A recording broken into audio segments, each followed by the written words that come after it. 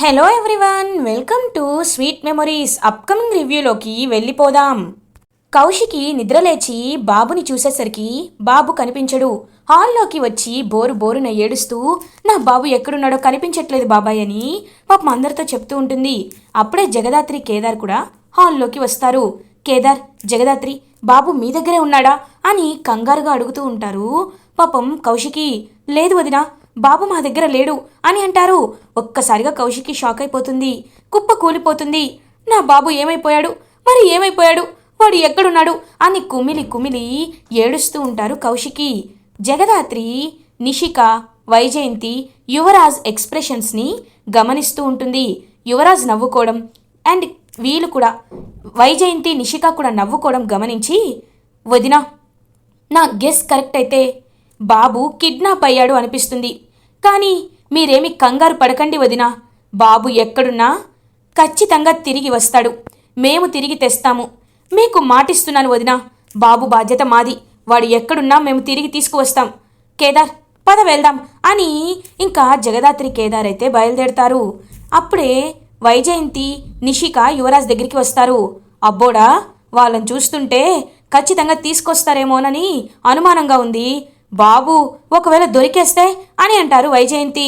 అమ్మా, ఈ జన్మ కాదు, వాళ్ళు బాబుని పట్టుకోవాలి అంటే ఇంకొక జన్మెత్తాలి, అప్పుడే వాళ్ళకి బాబు దొరుకుతాడు అని అంటాడు యువరాజ్.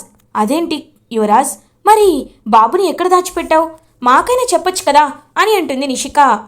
చెప్తాను వినండి అని ఫ్లాష్ బ్యాక్లోకి వెళ్తాడు యువరాజ్. యువరాజ్ కారులో బాబుని తీసుకొని ఒక మారుమూల అనాథ శరణాలయానికి వెళ్తారు. అనాథ శరణాలయంలో ఒక వార్డెన్ చూపిస్తూ, తీసుకోండి, ఈ బాబుని ఎవరైనా పిల్లలు లేని వాళ్ళకి ఇచ్చేసేయండి. ఈ బాబు అసలు ఇక్కడ పెరగకూడదు, వేరే సిటీకి వీని పంపించేసేయండి అని అంటారు. అసలు ఈ బాబు ఎవరు అని అడగగానే, తను మా పని మనిషి కొడుకు, మా పని మనిషి చెప్పుకోలేక బాబుని మాకిచ్చింది, కాబట్టి వీడిని ఏమి చేయలేక మీకు ఇస్తున్నాం, తీసుకోండి అని చెప్పి ఇంక బాబునిచ్చేసి వెళ్ళిపోతాడనమాట యువరాజ్. ఇప్పుడు వాడు సిటీ దాటిపోతాడు, వాడిని వీళ్ళు ఎప్పుడు పట్టుకోలేరు అని ఎంతో హ్యాపీగా చెప్తూ ఉంటాడు యువరాజ్. అది విని నిషిక అండ్ వైజయంతి, అయితే నువ్వే ఈ ఆస్తంతటికి ఏకైక రాజువి, యువరాజువి, వారసుడివి నువ్వే కదా అని చెప్పి హ్యాపీగా చూస్తూ ఉంటారనమాట. అలా ఇంకా యువరాజ్ వైపు. ఇది ఇలా ఉండగా జేడీ, కేడీ కార్లో బయలుదేరతారు. ఖచ్చితంగా ఇదేదో కిడ్నాప్ మన ఇంట్లో వాళ్ళే చేశారని అనిపిస్తుంది కేదార్ అని అంటుంది దాత్రి. అదేంటి దాత్రి, అంత కరెక్ట్గా ఎలా చెప్తున్నావు అని అడుగుతారు కేదార్. మనం మత్తుగా నిద్రపోయాం, ఎప్పుడూ లేని విధంగా మనం అలా ఎందుకు నిద్రపోయాం? నాకెందుకో నిషీనే మనం నిద్రపోవాలని కావాలనే ప్లాన్ చేసినట్లు అనిపిస్తుంది. అది మాత్రమే కాదు కేదార్, నేను ఎప్పుడైతే బయటికి వెళ్ళి బాల్కనీలో చూశానో, కార్లో చాలా అర్ధరాత్రి 1 గంటకి కార్లో వెళ్తున్నాడు యువరాజ్. ఆ టైంలో యువరాజ్ బయటికి వెళ్ళే పనేంటి అంటే ఏదో జరగబట్టే కదా యువరాజ్ వెళ్తున్నాడు. కేదార్, ఇన్ని రోజులు మన వాళ్ళే కదా అని వదిలిపెట్టాను. ఒకవేళ బాబు కిడ్నాప్ వెనకాల నిజంగా యువరాజ్ హస్తం ఉంది అని తెలిస్తే మాత్రం అరెస్ట్ చేయకుండా వదిలిపెట్టను కేదార్, వాళ్ళకి గట్టి శిక్ష పడేలా చేస్తాను అని అంటారు జగదాత్రి. ఖచ్చితంగా దాత్రి, మనం చేయాల్సిందే, లేకపోతే ఇంకా మనకి విలువ ఎక్కడుంటుంది అని ఇంకా బాబుని వెతకడానికి వెళ్తూ ఉంటారనమాట పాపం జగదాత్రి అండ్ కేదార్. ఇంకా జేడి కిరణ్కి కాల్ చేసి, కిరణ్, నీకు బాబు ఫోటో పంపిస్తున్నాను. బస్ స్టాప్స్లో, రైల్వే స్టేషన్స్లో, అనాథ శరణాలయంలో అన్నిట్లో బాబు ఎక్కడ ఉన్నాడో వెతకమని చెప్పు. మిగతా పోలీస్ డిపార్ట్మెంట్ మొత్తానికి ఈ నోటీస్ని పంపించు. బాబు ఎక్కడున్నా నాకు ఇమ్మీడియట్ ఇన్ఫర్మేషన్ రావాలి, ఓకే అని అంటారు జేడి. ఓకే మేడం, మేము ఇప్పుడే ఆ పని మీదే ఉన్నాం మేడం అని చెప్పి ఇంకా మొత్తం ఆ ఫొటోస్ అన్నీ, బాబు ఫొటోస్ అన్నీ కనిపించట్లేదని బస్ స్టాప్స్లో, రైల్వే స్టేషన్కి దగ్గరగా ఉన్న పోలీస్ కంట్రోల్ రూమ్స్ అన్నిటికీ అలర్ట్ చేస్తారు. బాబు కోసం వెతుకుతూ ఉంటారు. దేవుడా, మా మేనల్లుని మాకు కనిపించేలా చేయి స్వామి. పాపం వాడు అన్యం పుణ్యం తెలియనివాడు, పసిబిడ్డ. అలాంటి వాడిని దూరం చేయాలనుకుంటున్నారు. వాళ్ళు మనుషులే కాదు, వాడు మాకు కనిపించేలా చేయి స్వామి అని పాపం మనసులో అనుకుంటాడు కేదార్. కరెక్ట్గా అప్పుడే ఒక బెగ్గర్ అయితే ఇంకా అలా కార్కి అడ్డుపడతారు. వెంటనే కేదార్ కార్ని సడన్గా బ్రేక్ వేస్తాడు. జేడీ షాక్ అయిపోతుంది. కేదార్, ఏమైంది, ఆర్ యు ఓకే అని అడుగుతుంది జేడీ. నేను బాగానే ఉన్నాను. ఏంటమ్మా చూసుకోవా అని అడుగుతారు కేదార్. క్షమించండి అని చెప్పి తను అక్కడి నుండి వెళ్ళిపోబోతూ ఉంటే అప్పుడే జగదాత్రి ఆవిడ వైపు చూస్తూ ఉంటుంది. ఆవిడ చేతిలో బాబు కనబడతాడు. బాబు చేతికి ఉన్న నల్ల పూసల్ని చూసి బాబు చేతికి ఉన్న రింగ్ని చూస్తుంది. ఆ రింగ్ కౌశికినే బాబుకి పెడుతుందనమాట. కేదార్ కారాపు అని చెప్పి వెంటనే పరిగెత్తుకుంటూ ఆ బెగ్గర్ దగ్గరికి వెళ్తుంది. ఎవరు నువ్వు? ఈ బాబు ఒకసారి బాబుని చూపించు అని బాబుని చూసేసరికి పాపం కౌశికి వాళ్ళ బాబు. ఒక్కసారిగా జేడి అండ్ కేడి షాక్ అయిపోతారు. ఇంకా వెంటనే బాబుని చేతిలోకి తీసుకొని ఎవరిదంతా నీకు చేయమన్నారు చెప్పు అని గట్టిగా అడుగుతాడు కేదార్. ఇంకా ఆ బెగ్గర్ నోట్లో నుండి నిజాలు తెలుసుకొని ఒక్కసారిగా షాక్ అయిపోతారు జేడి అండ్ కేడి. జగదాత్రి కేదార్ ఆ బెగ్గర్ చెప్పినట్లు అనాథాశ్రమానికి వెళ్తారు. కస్తూరిబాయి అనాథాశ్రమంలో ఇంకా ఎవరికైతే బాబుని అప్పచెప్పాడో వార్డెన్కి యువరాజ్ ఆవిడ్ని వెళ్ళి కలుస్తారు. మేడం, ఇంతకుముందు ఇక్కడికి ఒక బాబుని తీసుకువచ్చింది ఎవరో మాకు చెప్పండి అని అడుగుతారు. మీరెవరు అని అడిగేసరికి వీఆర్ పోలీస్ ఆఫీసర్. సో మాకు నిజం చెప్పండి, బాబుని మీకు అప్పచెప్పింది ఎవరు అని గట్టిగా అడుగుతుందనమాట. ఇంకా వెంటనే జేడి చెప్తాను మేడం, అతనెవరో నాకు కూడా తెలీదు, కానీ అతని బాబుని జాగ్రత్తగా చూసుకొని వేరే ఊరికి పంపించేయమని చెప్పారు అని అంటారు. వెంటనే జేడి యువరాజ్ ఫోటో చూపించి అతను ఇతనేనా అని అడుగుతారు. అవును మేడం ఇతనే అని చెప్తారు. ఒక్కసారిగా షాక్ అయిపోతుందన్నమాట. వెంటనే జేడి అంటే ఇదంతా చేసింది యువరాజే, ఇప్పుడే యువరాజ్ని వెళ్ళి అరెస్ట్ చేయాలి, పదకేడి అని యువరాజ్ని అరెస్ట్ చేయడానికి బయలుదేరుతారు జేడి అండ్ కేడి. ఇది ఇలా ఉండగా బాబు కనిపించట్లేదనే బాధలో పాపం చాలా వెక్కి వెక్కి ఏడుస్తూ ఉంటారు. అప్పుడే సుధాకర్ మంచినీళ్ళు తీసుకువచ్చి, అమ్మా కౌశికి ఈ వాటర్ తాగమ్మా, నువ్వు పొద్దున్నండి పచ్చి మంచినీళ్ళు కూడా ముట్టుకోలేదు అని అంటారు. నా బాబు కనిపించేంత వరకు నేను ఏమీ చేయలేకపోతున్నాను బాబాయ్ నాకు నా బాబు కావాలి, వాడు ఎంత గింజుకుంటున్నాడో ఎంత ఏడుస్తున్నాడో కదా బాబాయ్ అని పాపం వెక్కి వెక్కి ఏడుస్తూ ఉంటారు.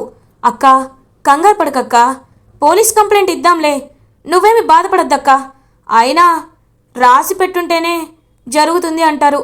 ఏమో బాబు నీకు దూరం అయిపోవాలని రాసి పెట్టుందేమో అక్క అని అంటారు యువరాజ్ అని గట్టిగా అరుస్తారు సుధాకర్. ఏం మాటలరా, నోట్లో నిండా ఏం మాట్లాడుతున్నావు? ఇంకొకసారి బాబు దూరం అయిపోయాడనే మాట నీ నోట్లోండి వస్తే నాలుక చీరేస్తా పో అని గట్టిగా అంటారు యువరాజ్ని సుధాకర్. ఇంకా యువరాజ్ సైలెంట్గా ఉంటారు. అప్పుడే కరెక్ట్గా జేడి కేడీలగా జగదాత్రి వాళ్ళ ఇంటికి కౌశికి వాళ్ళ ఇంటికి వస్తారు జేడి అండ్ కేడి. ఒక్కసారిగా వాళ్ళ చేతిలో ఉన్న బాబుని చూసి ఇంకా చాలా హ్యాపీగా ఫీల్ అవుతారు కౌశికి.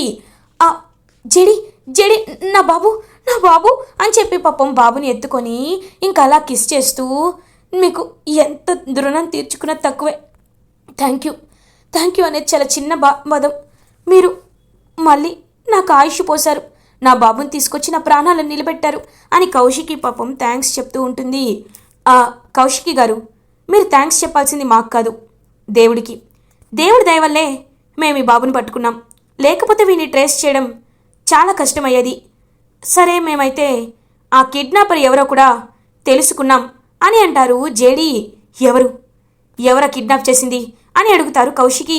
ఇటు యువరాజ్ మాత్రం టెన్షన్ పడుతూ ఉంటాడు. ఇంకా నిషిక వైజయంతి కూడా టెన్షన్ పడుతూ, అమ్మి ఇప్పుడు కిడ్నాప్ చేసినాడు గురించి మనకెందుకు, దేవుడి దయ వల్ల బిడ్డ దొరికాడు, అది చాలు కదా అని అంటారు. చాలదు పిన్ని, చాలదు, బాబు దొరికితే చాలదు, ఇకపై ఇలాంటివి జరగకుండా ఉంటాయని ఏమైనా మనం రెస్పాన్సిబిలిటీ ఇవ్వగలమా? లేదు కదా పిన్ని, లేదు కదా.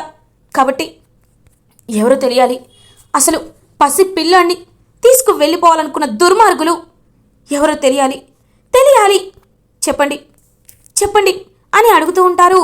ఇంకా వెంటనే మీ బాబుని కిడ్నాప్ చేసింది ఎవరో కాదు, యువరాజ్ అని చెప్తారు జేడి. ఒక్కసారిగా షాక్ అయిపోతుందనమాట. అలా ఇంకా కౌశికి, యువరాజ్ అక్క తను చెప్పేది అబద్ధం అక్క అని అంటారు. వెంటనే కేడి యువరాజ్ చెంప పగలగొడతాడు. ఇంకెన్ని రోజులు అబద్ధం చెప్తావు? నువ్వే చేశావని పక్కా సాక్ష్యాలున్నాయి మేడం అని పిలుస్తారు. ఎవరికైతే యువరాజ్ బాబుని అప్పచెప్పాడో ఆవిడ వార్డెన్ అయితే వస్తుంది. ఇంకా వార్డెన్ని చూసి ఒక్కసారిగా యువరాజ్ స్టన్ అయిపోతాడు. యువరాజ్ చూస్తూ, ఆవిడ్ని ఇంకా సైలెంట్గా ఉంటాడు. మేడం మీరే సాక్ష్యం చెప్పండి మేడం అని అంటారు. మేడం కౌశికి గారు, ఇదిగో ఇతను ఈ బాబుని నా దగ్గరికి తీసుకువచ్చాడు. ఇతన్ని వేరే సిటీలో ఉన్న ఏదో ఒక అనాథ శరణాలయంలో వదిలేమని చెప్పాడు. బాబు రేపటికల్లా సిటీ దాటిపోవాలని చెప్పాడు. మేము ఎందుకు ఏమిటి అని అడిగితే పని వాళ్ళ బాబు అని చెప్పాడు అని చెప్తారు. ఒక్కసారిగా కౌశికి షాక్ అయిపోతుంది. ఇంకా కౌశికి యువరాజ్ చెంప పగలగొట్టి, నీకేం అన్యాయం చేశానురా, ఏం అన్యాయం చేశాను? చిన్నప్పటి నుండి తమ్ముడు తమ్ముడు అని ఎత్తుకొని తిరిగితే ఈ అక్కకి చాలా పెద్ద సన్మానం చేశావు, చాలా పెద్ద సన్మానం చేశావు అని చెప్పి ఇంకా చెంపల మీద కొడుతూ ఉంటుంది. కౌశికి గారు, మీరు ఎక్కువగా స్ట్రెస్ తీసుకోకండి, ఇతన్ని చూసుకోవడానికి మేమున్నాం కదా. యువరాజ్ యువర్ అండర్ అరెస్ట్ అని యువరాజ్ చేతికి హ్యాండ్స్ కఫ్స్ వేసి జేడి తీసుకువెళ్తూ ఉంటుంది. ఇంకా అలా జేడి కేడి ఇద్దరు కలిసి యువరాజ్ని తీసుకువెళ్తారు. యువరాజ్ ఇంకా చాలా కోపంగా ఉంటాడనమాట. వీళ్ళు రాకపోతే నేను చాలా ప్రశాంతంగా ఉండేవాణ్ణి, మిమ్మల్ని అని కోపంగా చూస్తూ ఉంటాడు యువరాజ్. తప్పు చేసిన వాడు ఎప్పుడూ జైల్లోనే ఉండాలి, అది తెలుసుకో. నువ్వు ఎన్ని చేసినా ఆఖరికి నీ అక్క ముందే నువ్వు పనికి మాన్నవాడివైపోయావు, ఒక వెధవయ్యావు, ఇప్పటికైనా బుద్ధి తెచ్చుకో అని కేడీ చెప్పి అక్కడి నుండి వెళ్ళిపోతారు. ఇంకలా జైల్లో కోపంతో రగిలిపోతూ ఉంటాడు యువరాజ్.